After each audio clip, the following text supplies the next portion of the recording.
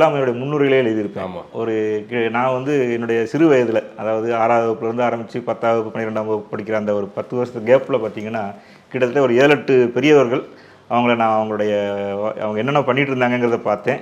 என் கண்ணு முன்னாடியே அவங்க வந்து இறந்ததையும் பார்த்துருக்கேன். அந்த இறக்குறதுக்கு முன்னாடி அவங்க மனசில் என்னென்ன ஏக்கங்கள் இருந்தது அப்படிங்கிறதையும் நான் பார்த்துருக்கேன். நான் அதனால தான் அந்த ஒரு வார்த்தையை போட்டிருப்பேன். இந்த பெரியவர் வந்து நான் பார்த்த பெரியவர்களின் கூட்டுத்தொகைன்னு எழுதியிருப்பேன்.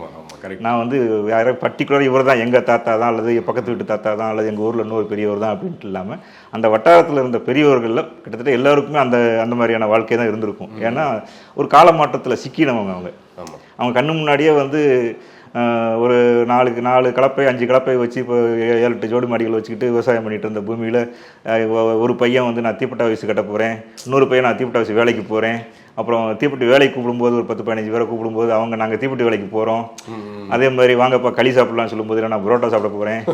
இப்படியான மாற்றங்கள்லாம் இருக்குது பார்த்தீங்களா? அந்த மாற்றங்களை எல்லாம் பதிவு செய்யணுன்ற ஒரு நோக்கத்தில் தான் நான் எழுதினேன்.